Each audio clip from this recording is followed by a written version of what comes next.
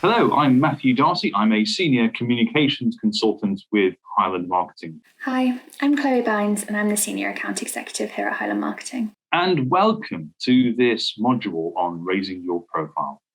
This is part of our short course on effective approaches to communication.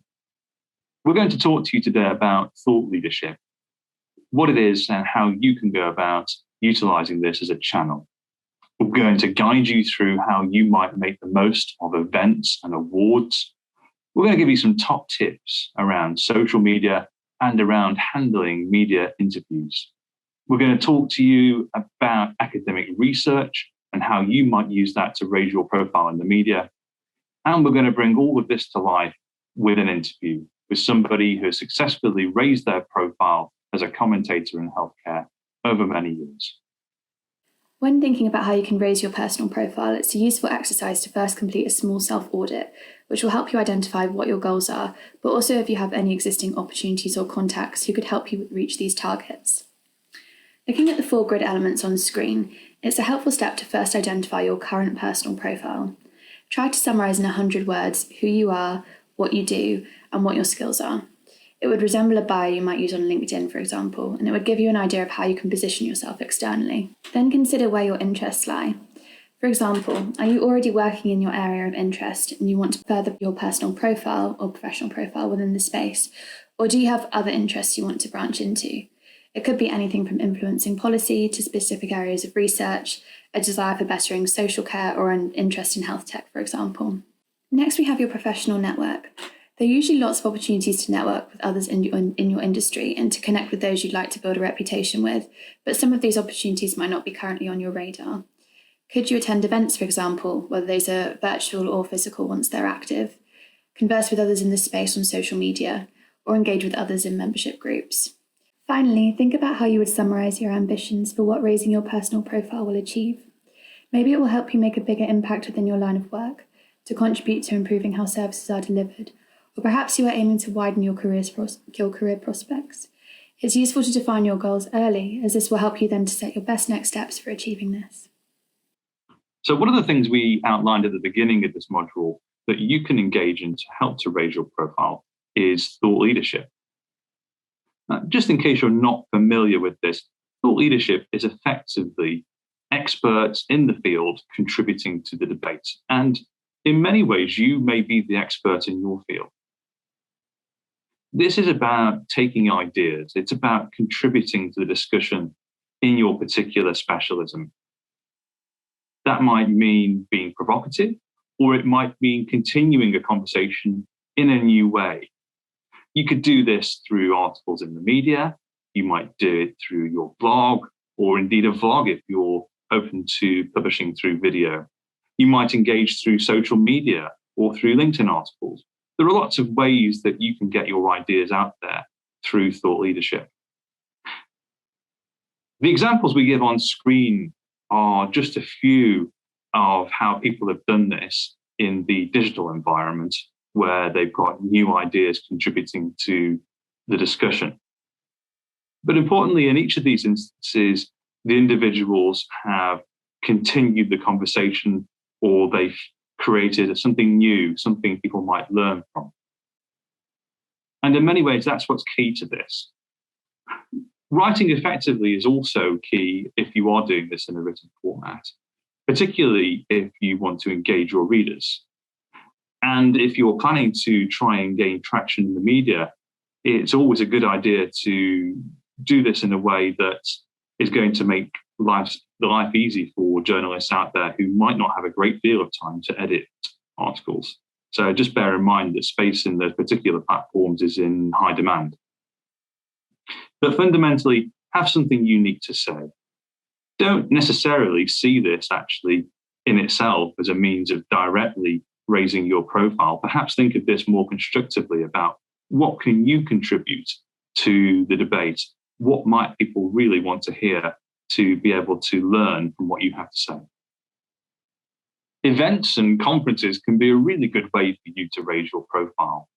Your own organization might hold its own events, and they can be a great way to network with your colleagues. You might also want to look to the local community for events if that's the audience you want to engage with. But within healthcare particularly, it's fair to say there's a huge range of events that cater to a wide range of specialities. Some of those events are really big events. They have thousands of delegates, perhaps. Others are far more specialist and are focused on particular subject areas. It might be, for example, that you want to engage with a Royal College and its events, or it could be that there are specialist events out there, for example, in areas like digital and patient safety. It's worth considering that events don't only take place physically. There are many virtual events taking place with webinars and virtual roundtables that you might want to take part in. And throughout all these events, whether they are physical or whether they are virtual, there are lots of different ways that you might participate. For example, you could simply attend as a delegate. You might want to ask questions of those people who are speaking. Or it might be that you want to speak yourself, in which case, going back to the ideas on thought leadership, it's important to understand what might interest the particular organizers that you approach with your ideas to contribute to their agenda. And it's also worth considering that professional membership bodies, for example, the Institute of Health and Social Care Management, also run their own events, and they can equally be a great way of networking and of meeting your peers. Social media is a great way of sharing your knowledge and professional opinion with others in your space. Depending on your line of work, the platform you choose for this may vary, though two channels stand out as most relevant to work-related networking. LinkedIn is perfect for creating professional and business-to-business connections and sharing thought leadership, whilst Twitter is more conversational and can allow more spontaneous discussion between individuals. Platforms like Facebook can also contain relevant groups to join. For example, the Outstanding Manager Online Network brings together thousands of social care leaders. If looking to Facebook, however, you might need to exercise some caution around boundaries between personal and professional content that you share. Whichever platforms you choose, here are a few of our top tips. Number 1, engage with your followers and those you would like to network with. Having a profile on social media is not enough to develop the relationships with the people you want to be speaking to, so try to be proactive and start or join in with the conversations you want to be part of. Tip 2, in that same line of thought, be vocal on the subjects you are interested in and passionate about. The best way to grow your reputation in a certain space is to simply start talking about it. Your insight and professional opinion can help establish you amongst your peers as a reputable spokesperson in the space. Number 3, use hashtags and tags effectively. So hashtags are keywords or terms related to the topic that you're posting about, which loops your social post into wider conversations, so it can potentially broaden the reach, whilst a tag is for looping in an individual into your post. You should incorporate hashtags and tags into all of your posts, but overusing them is also ineffective. If you're not completely clear on how to use hashtags and tags on social media, there are tons of top tips articles available. You could look to a social platform like Hootsuite, for example, and that will share some insight with you. And then finally, number 4, avoid being self-promotional. And remember to share content which is of interest to an external audience. Every time you post, ask yourself what value your post offers to those outside of your organisation. If it serves yourself or your organisation more than it does an external audience, you may not receive the engagement you want to on that post.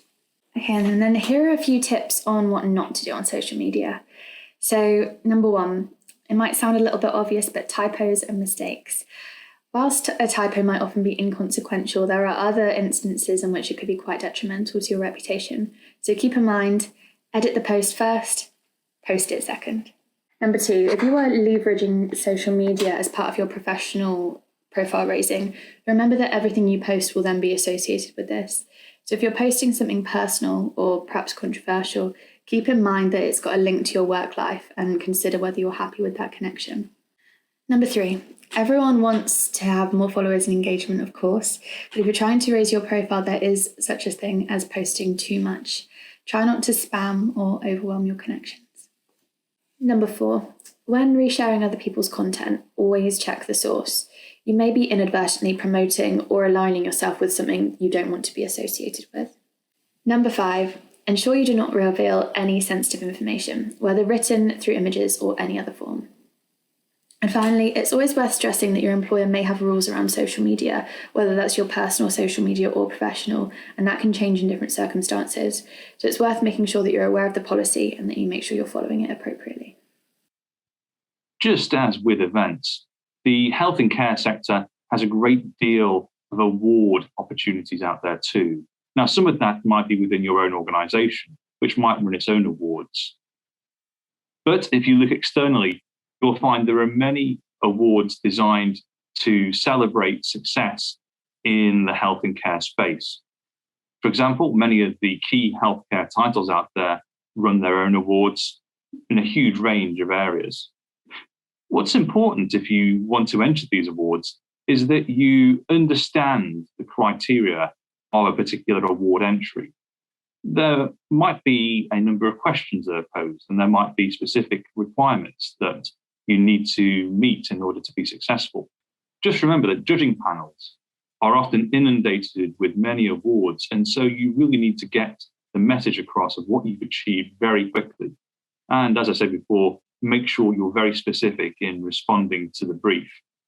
That might mean having the right evidence to hand. For example, if you've achieved something particular in a certain area, have you got the metrics to support that? Have you got the qualitative evidence as well? For example, speak to your patients, speak to your colleagues. Can they support the work you're doing through quotes? And can you include that in your award entry? If you personally or your department or organisation is engaged in academic work or research, there may be opportunities to also promote this externally to raise the profile of your work or the work of your department, for example. Research is often of interest to the media, and examples like the one you can see on screen have informed both national and industry-based news stories. Consider the media your peers read, watch, or listen to, and whether you can share your findings with them or have a communications team or PR agency do it on your behalf. Your findings may help to inform a news story, or you may also be asked to provide a comment as a person of authority on the topic. You can also use research to elevate your status on other platforms too. Perhaps you can share your research on social media or in an article on your organisation's website. Alternatively, you could join a special interest group like those the IHSCM run and share your findings with other members who have an active interest in your area of work.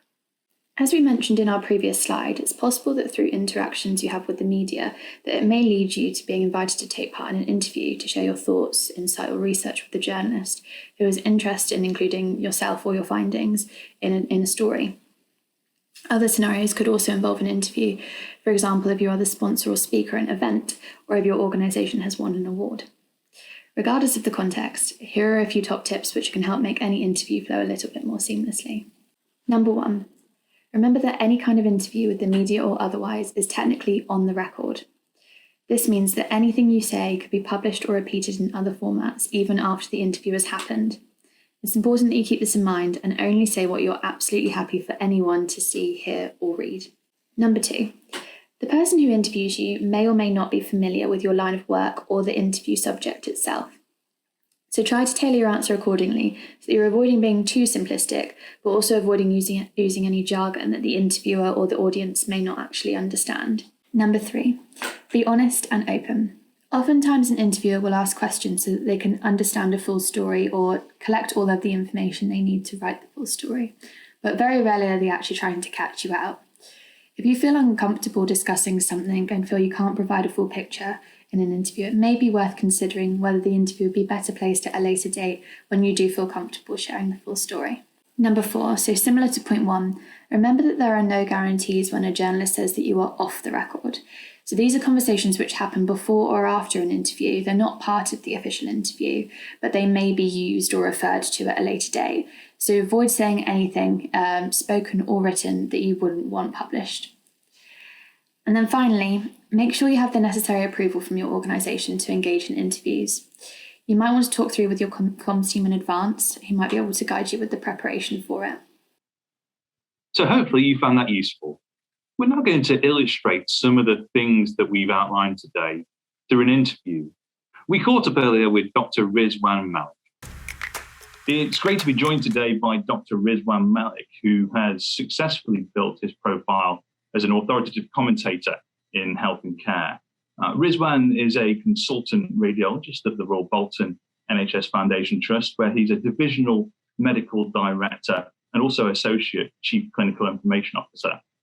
He is a clinical lead in a Greater Manchester-wide informatics program, and also provides consultancy to health technology providers. And additionally, he's a member of the Highland Marketing Advisory Board as well. So Rizwan, why don't you tell us a little bit more about yourself and your career? Thank you for the invitation, Matthew. The clinical and hospital aspects, I think you very nicely covered off already.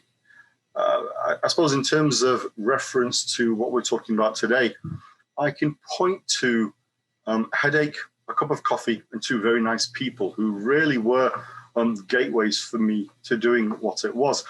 And it was, if we go back a sort of decade, the tradition within the NHS in particular, and it really does seem to be, speaking to colleagues around the world, a mindset which we have here, is this separation between the hospital and the supplier community, and never the twain shall meet, other than, you know, supplying of sandwiches for ward meetings and things like this. And there was always this perception of selling out.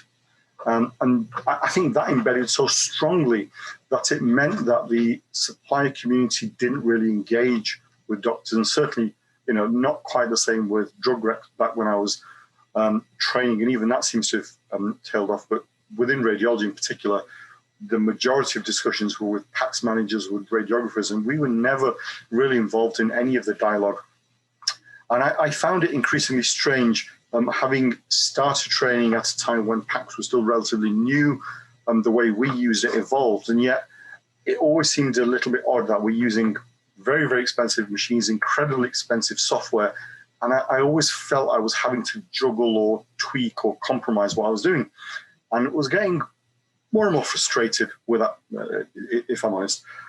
You'd go to conferences, and again, the mindset was, well, there's no point talking to these lot. It's not as if any view I had would affect anything. And, you know, you're only ever going to see the best in a very artificial environment. Q said Headache and said coffee. One such conference, I walked past it, as it happens, it was the Fuji stand, and I got approached by Kevin Shah, who's a great bloke, you know, and he just asked if I wanted to chat about all things PACS and imaging. And for a change, rather than giving me the usual "no way, Jose," I said, "Spot me a coffee and fine." And we then had, you know, to this day, it was well over 15 years ago. I remember that conversation because he did nothing more than ask me my views on imaging and my frustrations, what I liked, what I didn't like. And it was at one stage when he started laughing at me, or laughing with me, however you want to look at it, which really gave me pause, because he pointed out that some of the frustrations I've had have been dealt with by not just his company, but by imaging suppliers across the board. And, well, you know, if I'd have spoken before, I'd know more about what was going on. And then we got into, well, why didn't I know what was going on? It was because no one seems to want to talk to me, not me personally, but with us as radiologists. And that sparked a whole train of conversation itself of why there's this disconnect. Around the same time, again, I was very privileged that our CIO at the time, Rachel Dunscombe, again, we had a couple of throwaway conversations. At the time, she found in me someone who had an interest in tech, and just basically unleashed me to go and do some research for her. And it might sound strange to be a post-fellowship consultant, but I almost felt like I was given permission to pursue my interests. The third piece of that jigsaw was LinkedIn. I discovered that, and it gave me a platform sometimes, for nothing else at the start with, was just to share some of my views, my thoughts, almost like a blog. There was no direction, there was no particular aim for them. It was an invitation to have conversations in a safe online platform. And to my mind, what I was doing is I was covering off this "thou shalt not engage with suppliers," because, heck, it's online, the world is looking, and there can be no question of impropriety in that sort of environment. And then what I found was actually, contrary to what I thought, sales specialists and informatics specialists actually quite liked the idea of talking to a clinician who wanted to engage with them. So I think from there, Rizwan, you've gone on to become a well-known speaker, somebody who regularly posts on social media, and somebody who's very well known in the sector now as an expert, if you like, within diagnostics, within radiology, technology, artificial intelligence, and the list could probably go on. What would be your advice to people who want to raise their own profile now? So what I've tended to find, certainly over the past 18 months, is everybody wants a quick fix and everyone wants to be well regarded instantly. Ignore that mindset would be the first piece. This was a 7, 8, probably a decade long, it wasn't even a project. I didn't set out to be any of these things. I just wanted to engage with an interest of mine and enjoyed people who would have the conversations with me. Sometimes, often, clearly, they were impertinent questions. Sometimes there were questions which people had at the back of their mind, but they didn't dare ask. And well, I stepped up to ask them or challenge back against them.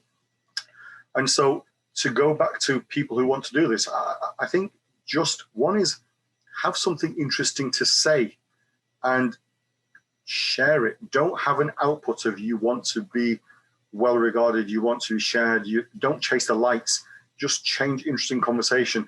And eventually what you do is you'll find people either like or dislike what you say, which in turn makes them interact with you. And over the course of the days, weeks, and months, when something comes up in someone else's mind, they might want your take on it. And so you'll find yourself being drawn into more and more conversations.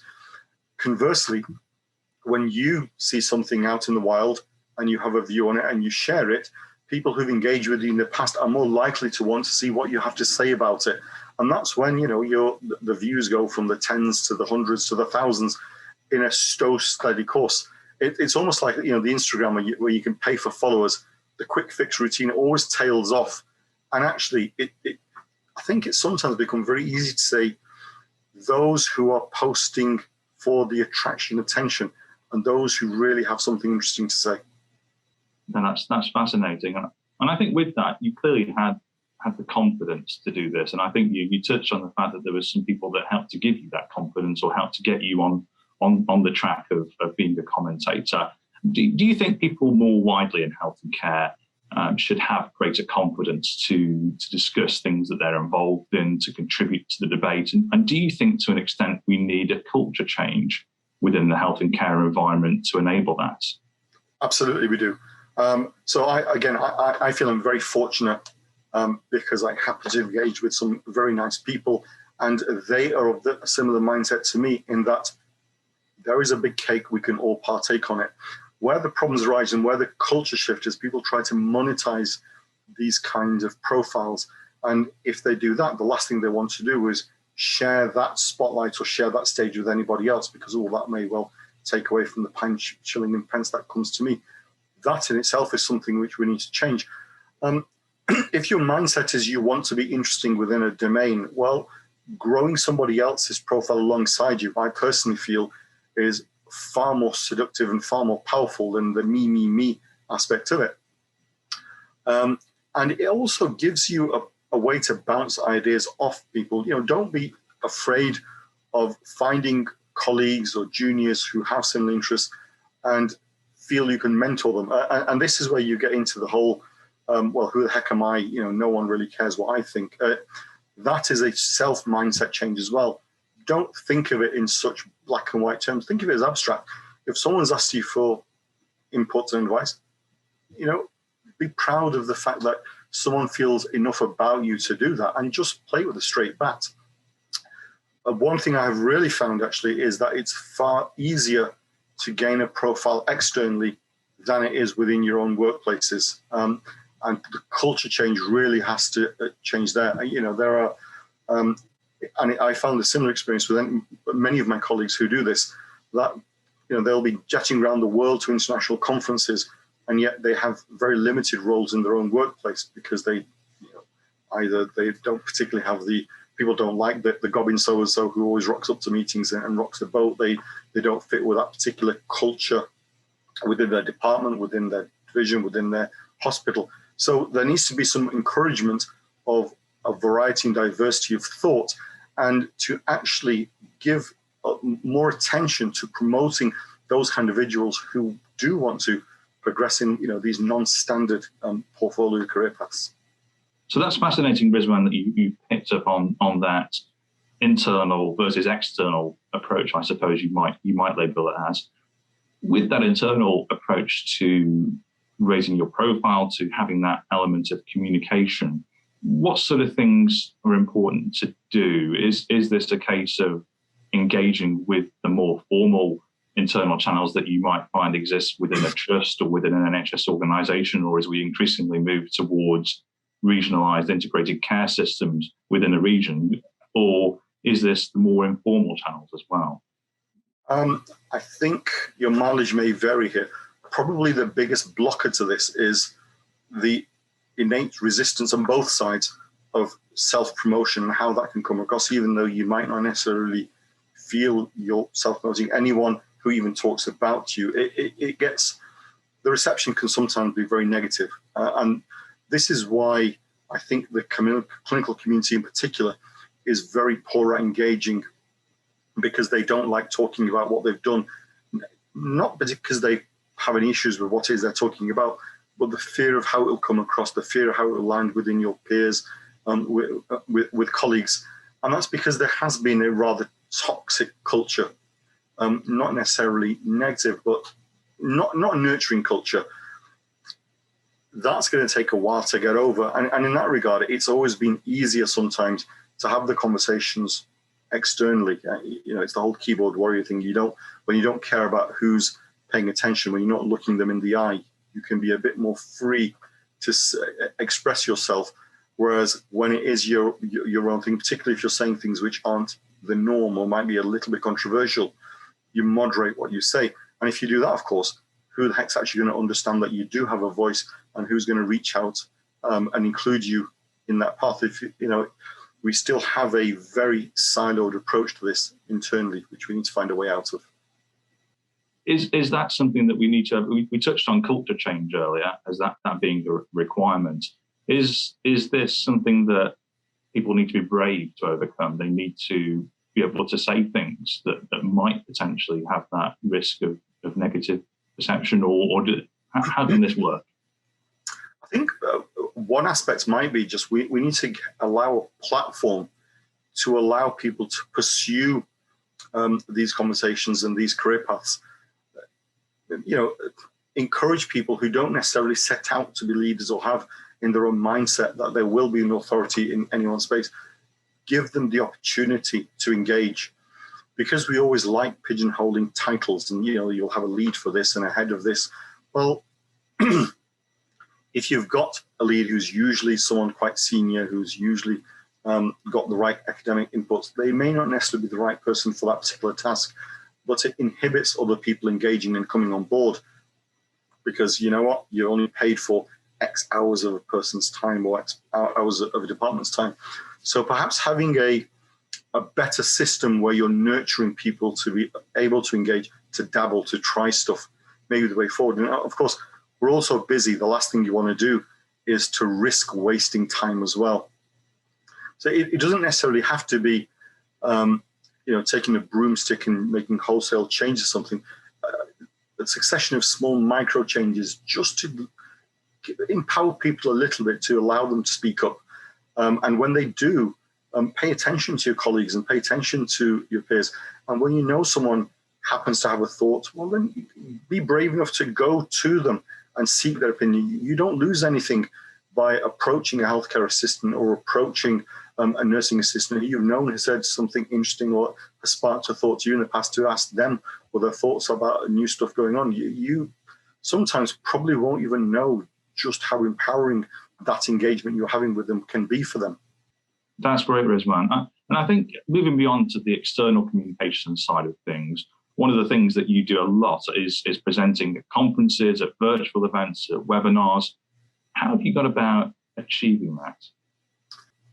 Again, a journey of 1,000 miles and all that, really. So I started actually by feeding back to a couple of the conferences I went to and sharing my thoughts on why I thought they might be able to do better in certain things and how they might do better in certain things. Now, frankly, I was bored of listening to the same old stuff, if I may. And there were 2 or 3 who decided to try and call my bluff on it and say, well, all right, if that's what you think, what would you do differently? And don't tell us, show us. And so I got invited to take part in putting some talks together, being invited to give them from that standpoint. And then part of it, again, it goes back to what I said earlier. People should want to change who they invite, not because they want the professor of this and the world authority of this. To look around, and I think we're seeing more of that now. And it certainly was different 5 years ago. Previously, it was more important to have a title giving a topic. Now we have, because there are so many conferences, you can't have the same person give the same talk every 3 weeks. So it almost became, because you had to diversify your speakers, you had to go about and pull in more people. And how would you do that? Well, Rizwan said something a bit quirky about this topic, so let's ask him if he'd be able to give a talk on it. And it started off with those kind of conversations. Initially, I was very reluctant. It was, I'm a medic from a DGH. What am I going to do on that kind of platform? Then you eventually get asked a few times. You build up confidence, you gird your loins and have a go and realize, do you know what? The world didn't end and monsters didn't gobble you up when you did it. But because I didn't set out to thrust myself into people's faces and say, I've got something to say, listen to me, give me a stage, it grew organically. Whereas, we certainly won't name names here, but I do know a couple of colleagues who, they were desperate to, I've got something to say and I want everyone to hear what I say. When you go around it that way, it comes across in a way which isn't particularly appealing. So again, look at the long game. If this is something you want to do, you can have short-term gains. It probably will be like a match. It'll be fiery for a short time, you'll go out. But just, regularly have something interesting to say, put it out there. Not because you want people necessarily, it'd be about wanting people to engage with it, but because you really think it's interesting to you. And when you think it's interesting to you, you'll write it with a bit of passion that will reflect to other people. And presumably, Rizwan, that extends to your reach on social media or other media as well, perhaps. Yes. So I'll give you a case in point. Why I think is my sort of magnus opus with artificial intelligence, for example. I wrote it 2 years ago. I'd had 18 months of looking around this space, feeling a bit disillusioned. And then so my thought was, all right, what would I do then? If I were God Emperor of artificial intelligence and imaging, what did I think good looked like? And I wrote about it and I posted it and no one really paid attention. And I got frustrated and disappointed about it, but it was there, it was done, and I moved on. But the value of that, you see, was when other conversations caught up, you can then engage and reference back to something you'd said, rather than just trying to reshare and re-promote the piece of work. It's done, you've posted it. And actually, it was then someone who shared my article back to me 9 months later, because they'd read enough of some of the points I'd made on the topic to want to seek out what else has he said, and read it and then thought, oh, look, you've said things which I either agree or disagree with. Well, what do you think about this thing you've said versus that? And I think if you have the patience, it makes it easier. I suppose the other point is understanding the platforms that you're using as well. So there really are people who I admire. Dr. Vikas Shah, he's a radiologist, expert in the teaching domain. He knows how to use social media and he knows how to leverage all the different platforms very well. I use them in different ways. LinkedIn was my platform of choice. Twitter now seems to have taken on a whole medical Twitter life of its own. And so I use it for more than just shouting at salespeople when my utilities don't work, which is what I was only ever done for before. Facebook, that's for keeping in touch with family members. Instagram, again, initially it was me sharing pictures of my food and my flowers, but increasingly you find that it's being used as a teaching and education platform, so I'm using it a bit more professionally as well, but all in slightly different defined ways. And I guess in that point of view, what you also need to start understanding is how the algorithms work. Let's take LinkedIn, for example. Writing something new gains far more attention than resharing something or sharing a photo or sharing a comic strip, because, and this is my interpretation, I may be wrong, it seems the algorithm prioritizes new content. So if you read something, by all means, reshare it because you want to get it out there for other people to see. You're probably not going to get many views for other people doing it based on that. So instead, if you've seen something that really interests you, write about it in your words, write about the impacts of it, how you think it'd go. You'll probably get more attention and traction and engagement just from the algorithms that way. Now, that's really useful advice, Rizwan. Thank you for that. And then just thinking about the other channels that are out there, which of the channels do you find most effective? Is it talking to the press? What might that be? I think talking to the press is probably the one that still gives me the most anxiety, because those are direct one-to-one conversations and you don't have any control over the output.